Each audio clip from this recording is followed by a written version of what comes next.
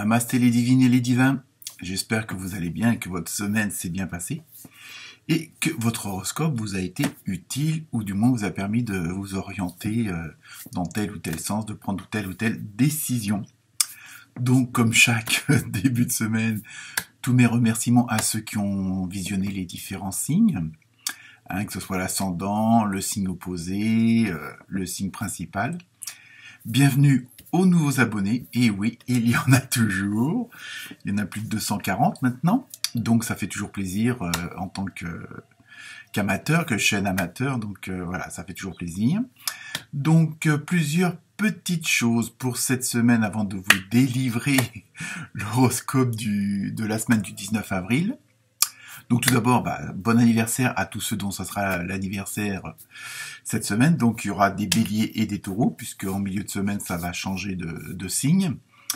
Donc déjà d'une, je vais vous préparer, alors donc ça se fera au fur et à mesure, parce que ça va être un petit peu plus long, un horoscope spécial pour le mois de mai, donc signe par signe. Donc évidemment, les vidéos seront un petit peu plus longues, un petit peu plus précises, c'est-à-dire que j'entrerai un petit peu plus dans les détails. Je verrai si je fais en 3 parties amour, travail, santé, ou si je ferai un sorte de melting pot de tout.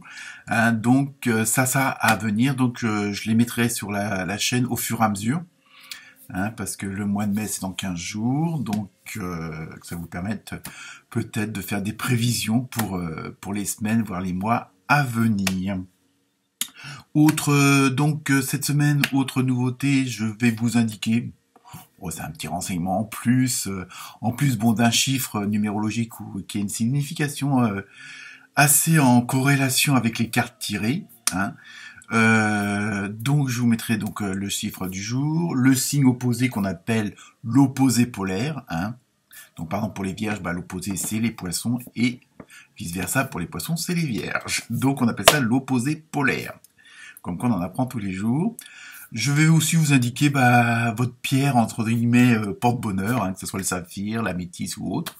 Après c'est toujours pareil, vous en faites ce que vous voulez. Vous ne prenez comme d'habitude que ce qui résonne. Donc ça, je regarde ma petite fiche en même temps. Donc ça c'est dit. Et certains et certaines d'entre vous ont été assez perspicaces pour trouver que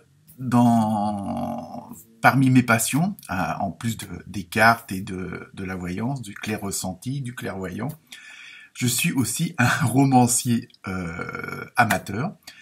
Donc je vous mettrai les liens si éventuellement ça vous intéresse de vous procurer ces livres disponibles évidemment sur Amazon, donc en e-book et aussi en livre papier. Donc en plus à des prix, je dirais plus que raisonnables, parce que ça doit être entre 3 et 5 euros le roman. Donc voilà, donc il y a 3 romans de dispo et un recueil de poètes. Donc voilà pour vous.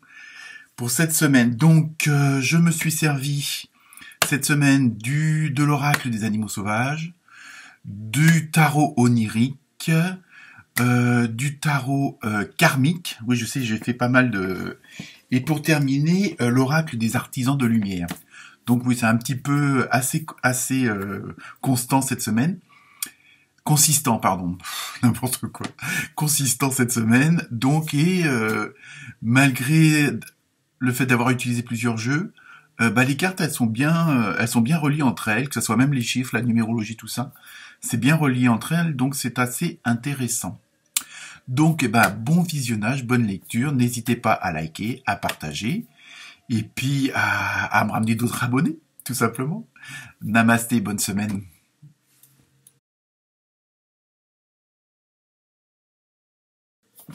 Namasté les Gémettes et les Gémeaux. Alors cette semaine, vous avez eu un très mignon koala. Dans le tarot onirique, vous avez eu le 8 de bâton et les amoureux. L'oracle des artisans, vous avez eu 4e rayon de l'harmonie. Et pour le tarot du karma, vous avez eu le grand-père du feu. Voilà pour vous. Alors, cette semaine, donc, votre pierre précieuse, c'est l'œil du tigre. En numérologie, vous avez eu le 2, Donc, ce qui concerne, et vous allez voir par les cartes ce qui est confirmé d'ailleurs, donc tout ce qui est union, association, en même temps tout ce qui a un rapport avec la sensibilité, la diplomatie, hein, tout ça c'est entre vos mains. Donc, on va voir après avec les cartes qu'il y a bien une corrélation entre les deux. Et votre signe opposé, c'est le Sagittaire. Donc, pour ce qui concerne le koala, bon, il y a un côté évidemment évident, ce qui est le côté calme, le côté tranquille, on va dire un petit peu donc protection, sécurité. Mais cette semaine, contrairement au koala, donc c'est peut-être aussi ce qu'on veut, ce qu'ils veulent dire par ce signe-là, c'est que peut-être que vous êtes dans une période plus calme, plus tranquille, hein, quoique par les temps qui courent, c'est pas évident. Mais donc, ça va être une semaine qui va être assez active quand même, malgré tout. Hein, je pense qu'il faut peut-être, après un certain calme, il va falloir, comment dire, se mettre en action, hein, peut-être suite à vous avez fait une réflexion, vous avez peut-être fait des mises à jour, un peu de ménage à tous les niveaux, hein, donc mais là ça va être surtout l'activité intellectuelle qui va être mise en avant afin de produire un maximum de bonnes idées, on va dire, et de bonnes actions, hein, automatiquement. Et par contre ça va favoriser, vous allez avoir une semaine favorisée pour l'efficacité, hein. Donc parce que vous aurez quand même pas mal d'inspiration. Donc ça va être une semaine donc on va dire assez mouvementée sur le plan intellectuel parce que vous allez avoir l'esprit quand même pas mal occupé puisqu'il va y avoir de nouvelles relations. Alors ça peut être amical, amoureuse, professionnelle, mais voilà, ça va être surtout axé sur ce relationnel qui va vous mettre l'esprit et l'intellect en ébullition. Et en même temps, il y a ce côté où vraiment il y a beaucoup de monde, il y a beaucoup de gens autour de vous. Bon, beaucoup de gens, hein, si vous avez 2-3 collègues, les enfants, la femme, le mari, la mère, les parents, enfin, vous voyez que ça, il n'y a pas besoin d'avoir 100 000 personnes autour de vous pour qu'il y ait beaucoup de monde, mais bon, vous ne serez pas tout seul cette semaine, ça c'est sûr, vous serez bien entouré. Et donc, en même temps, il va y avoir cette dynamique où va falloir exprimer ce que vous avez à dire, hein, sans forcément l'imposer, hein, on va dire ça comme ça. Mais en même temps, vous allez avoir ce besoin d'exprimer votre point de vue. Donc peut-être que fut un temps où vous avez laissé passer certaines choses, vous allez peut-être rester un petit peu en arrière, et par contre cette semaine il va y avoir ce côté où vous allez quitte même à peut-être à révéler certains points, je dirais pas secrets, mais bon, on se délivre pas forcément toujours entièrement, hein, et ça c'est normal, hein, mais en même temps vous allez avoir besoin peut-être dans ce côté relationnel avec tout le monde, peut-être aussi de vous confier, de peut-être montrer que parfois même sous des aspects un petit peu brusques ou un petit peu énergiques, il y a cette petite, il y a ce petit point de faiblesse, il y a ce petit truc vulnérable, mais bon, après c'est pas, il n'y a pas de honte ni quoi que ce soit, hein, mais ça va être comme une sorte, un peu un besoin de révéler certaines choses, de montrer, révéler dans le sens où montrer un nouvel aspect de vous-même que les gens ignorent ou pensaient pas.